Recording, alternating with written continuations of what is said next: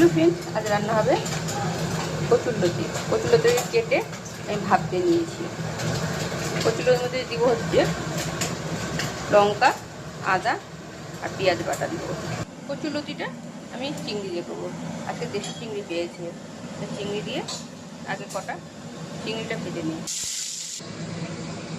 কচুরলতিটা করার জন্য পাঁচফোড়ন আর শুকনো লঙ্কা সম্বাদ দিয়ে দিলাম।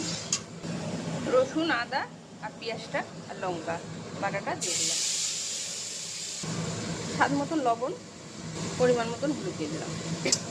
ভালো করে তেল বাড়ানো অবধি অপেক্ষা করবো। কষে একটু চিনি দেবো। চিনি না দিলে কচুরলতি তো ভালো লাগবে না। বড় থেকে প্রণাম জানাই, ছোটো থেকে ভালোবাসা দিয়ে আজকে ব্লগটা শুরু করছি। আলপনা রান্নাঘরে সবার স্বাগত। সবাই কেমন আছেন? আশা করি সবাই ভালো না। আজ বৃহস্পতিবার, মিথ্যা কথা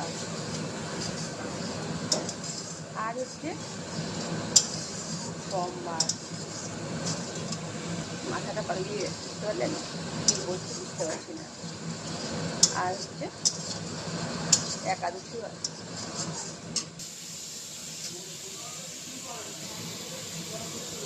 চিনি দিয়ে দিলাম। এটা খাওয়া খুবই ভালো, কিন্তু এটা ফুটা খুব ঝামেলা। আমার কর্তা এনে হাতে ছিলে রেখেছে, ছিলে একটু বানিয়ে রেখে দিয়েছে। এদিকে দেখুন করলা, দেশি আলু, মিষ্টি আলু সিদ্ধ করে নিয়েছি। এটা মাখা করবো। পেঁয়াজটা মশলাটা আমার কষা হয়ে গেল, কত সুন্দর হয়েছে কালারটা। এবার আমি কচুরলতিগুলো দিয়ে দিলাম। চিংড়ি দিব না আগেই, কারণ মেয়ের জন্য নামাবো, তারপর চিংড়ি দেবো। মেয়ে চিংড়ি খায় না। এবার নাড়তে নাড়তেই এটা এত জল দেবো না, নেড়েই ওই সিদ্ধ করে আছে, মশলাও কষা আছে, খুব ভালো করে কষে নামাবো।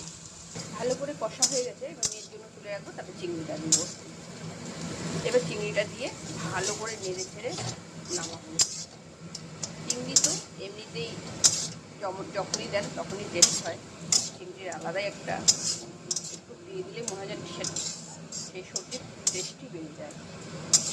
আর এখন তো আমাদের ছেলে মেয়ে সবাই আছে, যা রান্না করছি তার জন্য না, সবই ঘরোয়া মশলা দিয়ে। আমার কচুরলতিটা হয়ে গেল।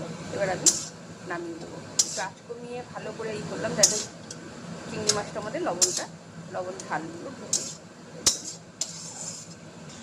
কচুরলতি চিংড়ি মাছ দিয়ে হয়ে গেল। কেমন হয়েছে অবশ্যই বলুন।